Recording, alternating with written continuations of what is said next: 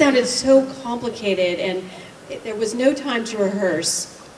I mean, never was. So the next day, I knew that we were going to be shooting the scene, and the guy was like flopping around in his like scuba gear, and he had his tank on, and he goes into the bathtub chamber, which it really was, and he had some 2x4s laid across where the bottom of the bathtub should have been, but wasn't there.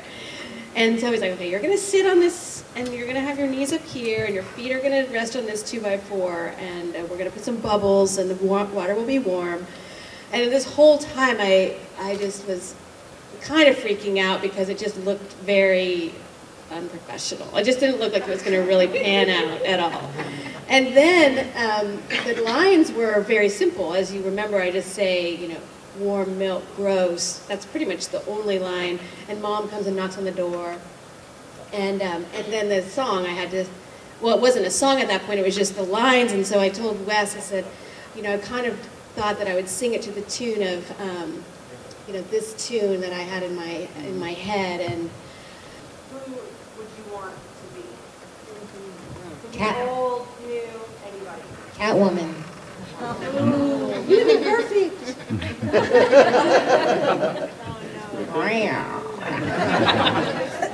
God, that's a tough one. I don't know.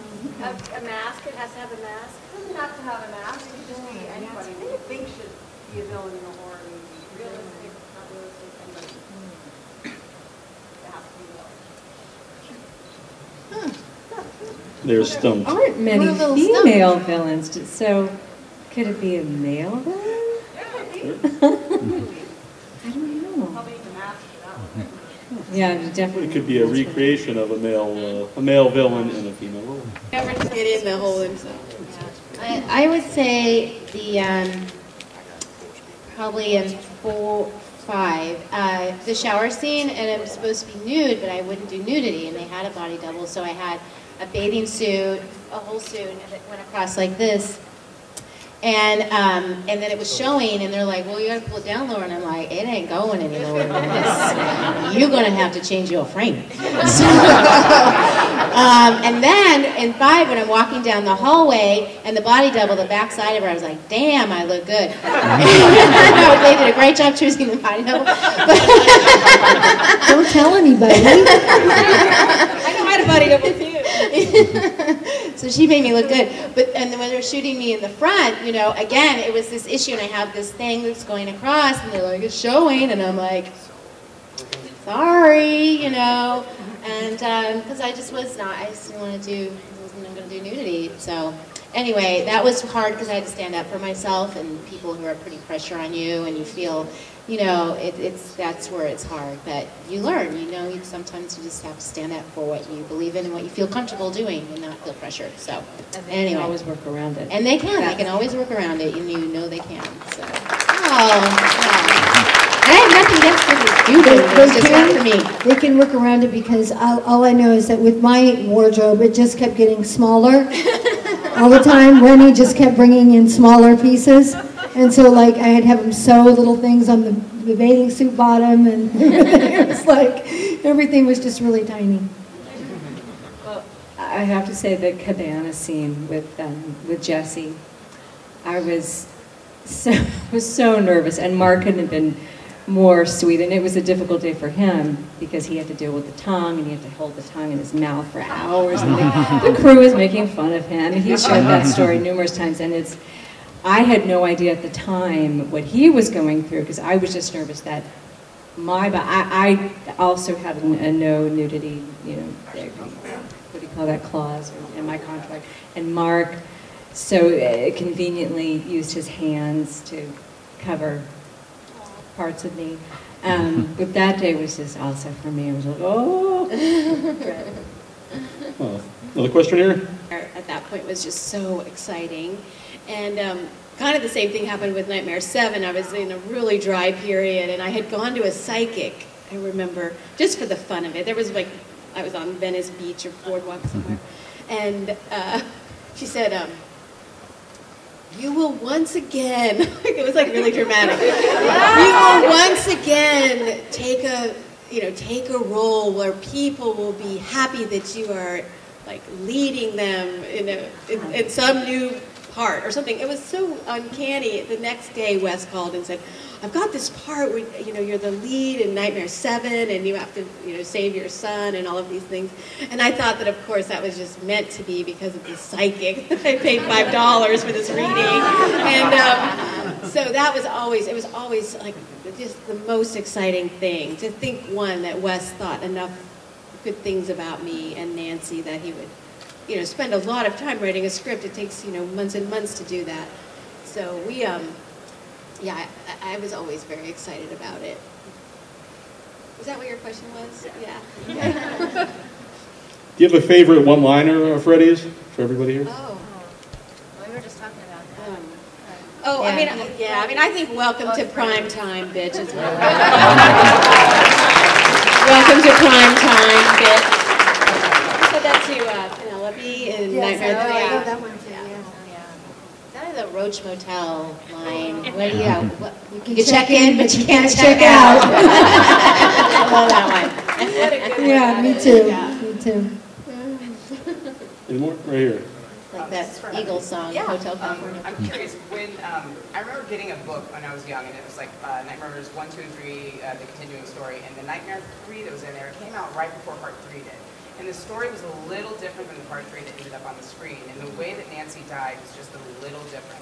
So I know that there were some tremors with Part 3, and as far as the script was going as it was being shot. So I was wondering, were you satisfied with how Nancy was killed off in Part 3? Did you feel like it did justice to the character?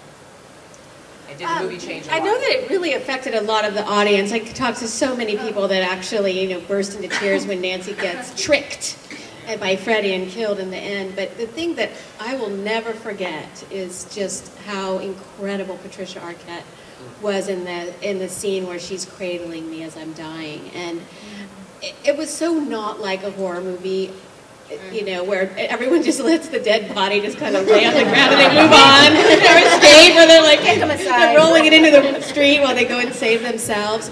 I remember it was really hard for her. She just didn't really get along with the director that much. And so when a director that you don't trust is telling you to cry and just cry, get emotional, It's like this ordering around of a moment that is so hard to draw up as an actor to make it look real. And the trust just wasn't there, and it was the end of the shooting. And I knew that she just knew that this was an important moment, maybe the most important moment of the movie for her character. So she literally just said, basically, "Shut the fuck up, director. I'm going to go take some time, and when I come back, be ready to shoot." And so it was, as I remember, she left the set, she went off on her own, because you just have to compose yourself in a way that it's very tough. And when she came back, the director rolled camera, and she just brought that moment out where she just was so emotional and so sad and so honest and true. And to me, I couldn't have planned a better death for Nancy if I thought about it for ages, and it was just so beautifully done, and it was all Patricia, 100% Patricia doing that. One of the things I liked about the original Nightmare was that there was comedy elements to it. Like I liked the part when the mom takes away the coffee maker and then she pulls out another one from under the bed. Can you tell us about any parts that really made you laugh during these films? Oh yeah, the funny part is that I saw that movie in Oakland with a very large audience of people, and they just were laughing at so many moments that I never thought were funny. But when Marge is looking through the towel closet for another bottle of vodka, people were just laughing. And just when I say to the cop, get my dad, you asshole, to the cop sitting down there.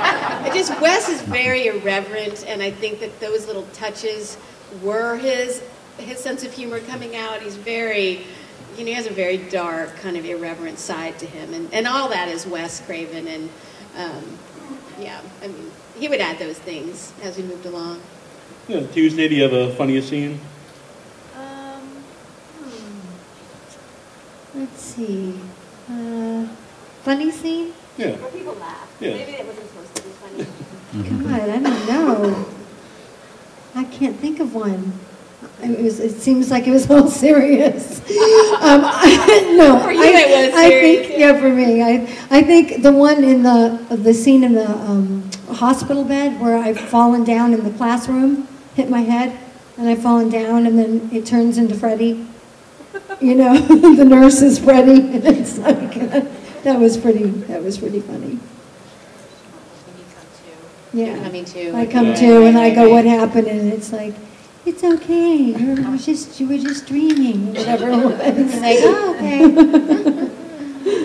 Yeah. Funny. I don't know. I don't know. I have no answer. Kim? I'm trying to think of funny. Well, I mean, when the audience watches. Yes. No. The goldfish tank, and my brother's trying to teach me karate, and my shoe flies off and lands in the tank. That was funny. That was on purpose. It was on purpose. How do they do that? I had to keep like pushing the shoe because I do kicks where the shoe stays on, then the shoe has to come off. So you'll see me actually. When you watch the film, if you watch now, you'll see me kind of going like this. So I'm trying to use this foot to pull this shoe off, so it's loose enough, so it will fly off. So anyway, now you'll see what I'm doing while I'm kind of unsteady next time you watch it. Facebook friend Mark Patton wanted to know, for each of you, if any guys try to hit on you on set.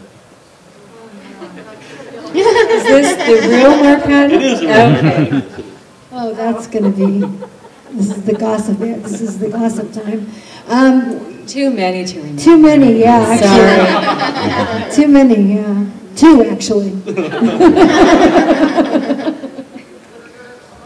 Everybody was on pretty good behavior, frankly. I mean, I have to say, I think I had just gotten married. Yeah. I had just gotten married. I literally, on the callback I had for Nightmare 4, it was on a Friday, and I was getting married that Sunday. And went to Hawaii for a honeymoon, got a call a few days in, got the part, whatever. Bye, honey, a new husband. Going back to LA. You enjoyed your honeymoon. He never forgave me. Anyway, and he made his presence known very much on set. He was a very jealous man, so I don't think anyone dared to, make it. One last question here, anybody? All right, way back there in the... Sure.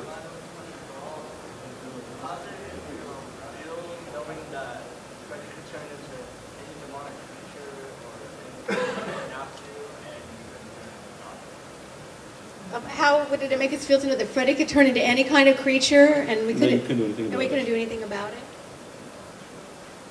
Well, Heather Langenkamp knew that it was just Robin. But my character's the first one to really kind of suss Freddy out. I mean, I don't think she does know how powerful Freddy is in the first one. She's just constantly being surprised, like, oh my God, he can do that, and oh my God, he can do that too, and he can walk through jail bars, and he can appear in my house, and so that was the first time any of us really could understand that Freddy had this power that our dreams gave him. And then I think in Nightmare 3, my character realizes that the only way to fight Freddy is to find something in yourself that can battle him. Like whatever strength you have to find that in yourself. So it's more about talking about yourself in relationship to Freddy. And that's one of the reasons I think people love Freddy, is that knowing you have to fight him, you have to find it in yourself what will battle him, because he will pick that thing where you are the weakest. And I think it was a really interesting thing to think about. Like, if you're a drug addict, Freddy's going to come at you as drugs. If you're afraid or you really want to be a movie star, Freddy's going to come at you. Your vanity. To your vanity, exactly. And it's a very intelligent way of thinking about our fears. And all of our characters have to face what we're most afraid of in order to fight him effectively. Right, like Alice has her daydreams. She wanted to stay in her daydreams and stay shy and disappear, but she had to get out of that. So,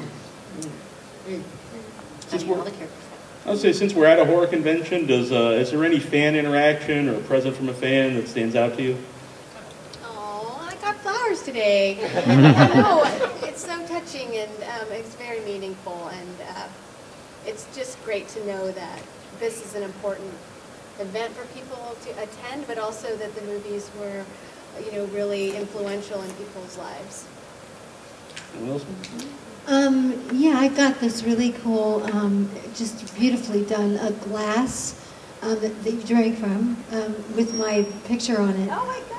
But it was like carved in it, like glass, you know what I mean? Etched. Etched, yeah, like etched glass, and it was just really beautiful. Someone in Australia last year carved a wooden box, and it's this beautiful carvings on it, like a jewelry box, and it's beautiful. So anyway, it's very cool. I think that was special. Australia. Last May. I have to say the interactions where I was just this morning was already speaking to some people, just to their memories and hearing the impact that all these films have had on them and their children, and how it's carrying on is so amazing to me, and brings up my memories again, because you know this is quite a few years ago. So that's what's kind of really so touching and meaningful. Well, I'm Neil Jones from WithoutYourHead.com. Let's hear it for Kim Myers. Tuesday night, another Lyman Cannon, the ladies of Elm Street. We're showing some love over there, too.